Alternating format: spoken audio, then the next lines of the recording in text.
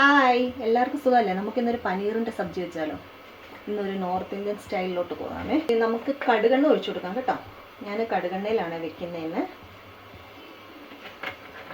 കടുകെണ്ണ ഒഴിച്ചിട്ടുണ്ട്, അത് ചൂടാവട്ടെ.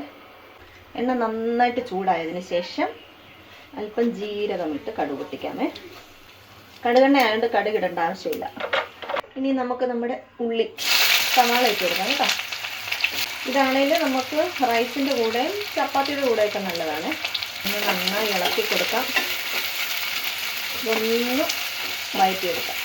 ഇനി നമുക്ക് ഇഞ്ചിയും വെളുത്തുള്ളിയും ചതച്ച് വെച്ചിട്ടുണ്ടായിരുന്നു, അതിട്ട് കൊടുക്കാമേ.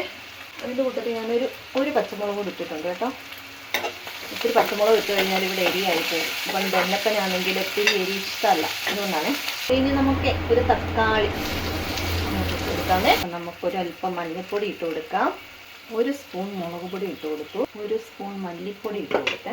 ഇനി ഇതിനകത്തോട്ട് നമുക്ക് 1 സ്പൂൺ സബ്ജി മസാല ഇട്ട് കൊടുക്കാം കേട്ടോ.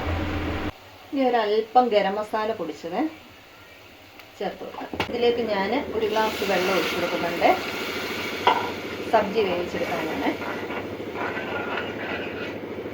ആവശ്യത്തിന് ഉപ്പ് ചേർക്കുക. ഇതിലേക്ക് നമുക്ക് ഉരുളക്കിഴങ്ങ് ചേർത്ത് കൊടുക്കാം കേട്ടോ.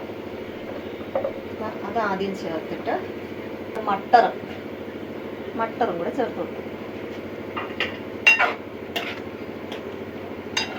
ഇനി ഇതിനെ നമുക്ക് അടച്ചു വെച്ച് വേവിക്കാം. അപ്പോൾ ഇതേ നമ്മുടെ സബ്ജി ആണെങ്കിൽ വെന്ത് വെള്ളമൊക്കെ പറ്റി തുടങ്ങിയിട്ടുണ്ട്. ഒരല്പം വെള്ളമയമുണ്ട്. ഇത്രയും വെച്ചിട്ട് നമുക്കിനി നമ്മുടെ മെയിൻ സാധനം, നമ്മുടെ പനീറിനെ അങ്ങോട്ട് ഇട്ട് കൊടുക്കാം. പനീർ ഞാൻ ഫ്രഷ് പനീർ തന്നെയാണ് വെച്ചേക്കുന്നത് കേട്ടോ. ഇത് ഫ്രൈ ചെയ്തിട്ടൊന്നുമില്ല, ഇങ്ങനെ തന്നെ. അതൊന്ന് മിക്സ് ചെയ്തിട്ട് നമുക്കാണെങ്കിൽ 1 മിനിറ്റ് ഒന്ന് അടച്ചു വെച്ച് വീണ്ടും വേവിക്കാം. അപ്പോൾ പനീർ ഒന്ന് സെറ്റായിട്ടുണ്ട്, ഒന്ന് സോഫ്റ്റ് ആവും പനീർ കേട്ടോ. ഒന്നുകൂടെ നമുക്കിനി അല്പം മല്ലിയില അങ്ങോട്ട് ചേർത്ത് കൊടുക്കാം.